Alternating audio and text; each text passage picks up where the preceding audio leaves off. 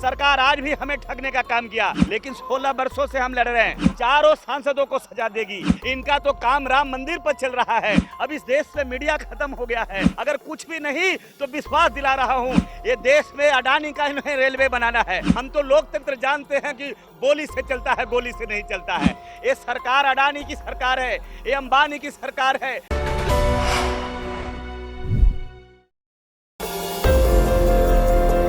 16 साल पहले बिहटा औरंगाबाद रेल परियोजना का आधारशिला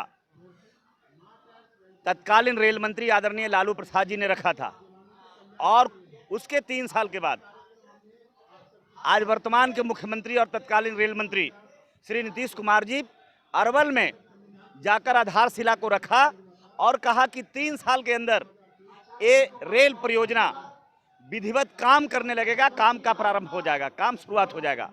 लेकिन 16 वर्षों से हम लड़ रहे हैं। 16 वर्षों से ये लाए रेल मंत्री के फाइल में धूल चाट रहा है, और इससे 4 सांसद आते हैं, और चारों सांसद भारतीय जनता पार्टी और एनडीए के हैं। जनता का एक सूत्री दिमाग है। ये 4 लोकसभा क्षेत्र, ये पाटलिपुत्र लोकसभा जो पटना है, और उसके बाद में जहानाबाद लोकसभा निर्वाचन क्षेत्र, उसके बाद में काराकाट लोकसभा निर्वाचन क्षेत्र और औरंगाबाद लोकसभा निर्वाचन क्षेत्र, यानी 4 लोकसभा सीटों में 2009 में, 2014 में और 2019 में ये दोनों बार एनडीए के चारों सीट देने का काम किया बिहार की जनता ने, इस रेल परियोजना से जुड़े लोगों ने। लेकिन वादा खिलाफी हुआ, नाइंसाफी हुआ। सरकार आज भी हमें ठगने का काम किया। आज हमें प्रदर्शन आखिरी ऐसे समय में आए हैं, करने आए और बताने आए हैं। अब तो बचा भी नहीं है आपके पास। अब तो आपने संसद को भी भंग कर दिया। भंग नहीं किया अगर तो विशेष सत्र चलाकर आपने समाप्त कर दिया। अब कुछ बचा ही नहीं है।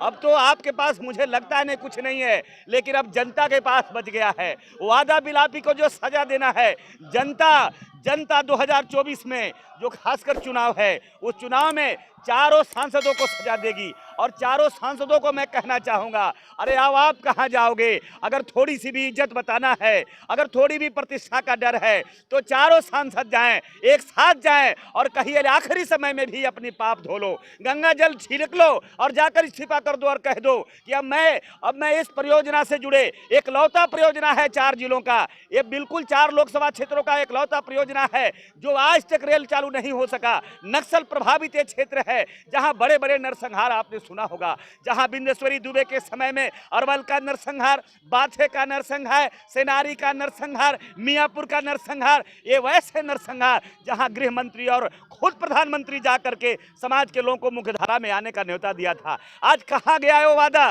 क्या टूट गया भारत के सारे संवैधानिक सिस्टम? क्या टूट गया कानून का सारा सिस्टम कि आपने यहाँ की जनता के साथ इतनी बड़ी वादा खिलाफी किया? आपने जनता के साथ इतना बड़ा धोखा किया, और ये धोखा का आप सजा देने का वक्त आ गया है। अगर चेतना है तो माननीय सांसद महोदय, आपको भी प्रतिलिपि भेज रहा हूँ, मेमोरेंडम के बाद प्रतिलिपि भेज रहा हूँ। अगर नहीं आए, अपनी बेइज्जती और दुर्गति से अगर बचना है तो आप जाकर सामूहिक दबाव बनाओ और उन्हें कहो कि अभी समय बचा है, अभी 7-8 महीना समय इस सरकार का कार्यकाल है, और रेलवे में बजट में ऐसा कोई प्रावधान नहीं है कि रेल बजट में ही दिया जा सकता है। आज भी आप दे सकते हैं, अभी राशि को विमुक्त करो, वरना जनता, अगर आप 10,000 का भाषा अगर जानते हो, मैं आपको जानकारी कर दूं, जो रेलवे लाइन जहां से कनेक्ट हो रहा है, इसी बिहटा के अंदर जहां से मांग हो रही है, उसी बिहटा में हम लोगों ने आंदोलन किया था। उस क्षेत्र के 50,000 से 52,000 लोगों ने 8 घंटा रेलवे को बंद करने का काम किया था, जिससे 4 राजधानी और लगभग 90 ट्रेन बाधित हुआ था। लिखित पत्र आपने दिया था। तो आज भी हम बिल्कुल कानून पसंद लोग हैं, संविधान पसंद लोग हैं। आज भी वजह है कि जो इसको नजरअंदाज किया जा रहा है, कौन सी ऐसी वजह है कि इसको नजरअंदाज किया जा रहा है? अब ध्यान दे रही है। मैं तो कहूंगा आपसे भी कुशवाहा जी कि सरकार की नीति तो आप जानते हैं, सरकार को जनता से लेना देना नहीं है। इनका तो काम राम मंदिर पर चल रहा है, उनको विकास से कोई लेना देना नहीं है। उनको लगता है मंदिर बनाने से ही सब कुछ हो जाने वाला है, और हमारे सांसद भी जो हमारे जीत कर चले आए हैं, उन्हें न बेरोजगारी की चिंता है, न विकास का चिंता है। अगर विकास की बात होती, आपने ही बोला था प्रधानमंत्री जी, सबका साथ और सबका विकास होगा। आप बताओ, 1 करोड़ 30 लोग मांग रहा है, 16 वर्षों से इंसाफ मांग रहा है। आपका कहाँ है पारदर्शी नेत्र? बाद में ये विकास की बात करते हैं और बिहटा औरंगाबाद तो मैं कह रहा हूं मन की बात है, 16 साल पूरा हुआ जिसमें 10 साल समय आपका सबसे ज्यादा हुआ।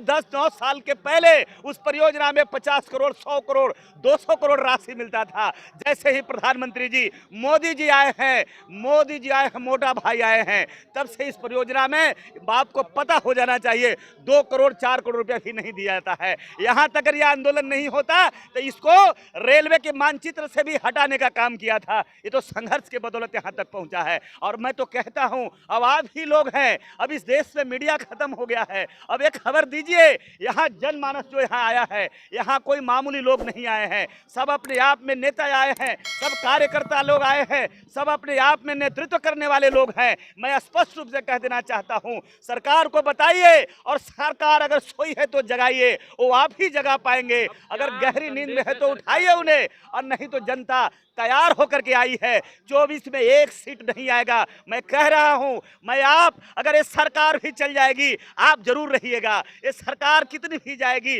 पत्रकार नहीं जाएंगे, आपका चैनल जरूर रहेगा। मैं विश्वास दिला रहा हूं, अगर कुछ भी नहीं तो विश्वास दिला रहा हूं, ये चारों लोकसभा में एक भी सांसद जीत करके नहीं आएगा। मैं दावे के साथ कह के जा रहा हूं, इतना जनता का विरोध है। जिस तरीके से आप विरोध कर रहे हैं, इससे क्या कुछ हासिल होने वाला है, जबकि रेल मंत्री अश्विनी वैष्णव जो है वो अलग अलग रेलवे लाइनें बिछा रही है और अलग अलग रेलवे परियोजना के द्वारा पूरे रेल को भारत के अंदर में ला रही है, नई नई योजनाएं ला रही है। मुझे पता है कि रेलवे को, इनको अंबानी का रेलवे इनको बनाना है, ये देश में अडानी का इन्हें रेलवे बनाना है। लेकिन हम तो लोकतंत्र में और संविधान में विश्वास करने वाले लोग हैं। हम तो लोकतंत्र जानते हैं कि गोली से चलता है, गोली से नहीं चलता है। लेकिन अगर गोली चलाने भी वाले लोग हैं तो उन्हें हम सचेत कर देना चाहते हैं, ये लंबे समय तक अडानी के गोद में नहीं बैठोगे, अंबानी के गोद में नहीं बैठोगे। जनता फैसला ले लिया है और टेलर भी आ गया है। आपका टेलर 7 राज्यों का उपचुनाव भी आया है, 7 में 5 हार गए हैं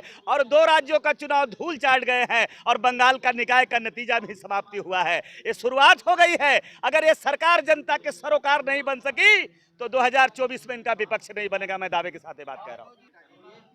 मैं कह रहा हूं, मैं स्पष्ट रूप से आपको बताना चाहता हूं, जिनको कोई मतलब नहीं है, इन्हें जनता से कोई, इनको सरोकार नहीं है।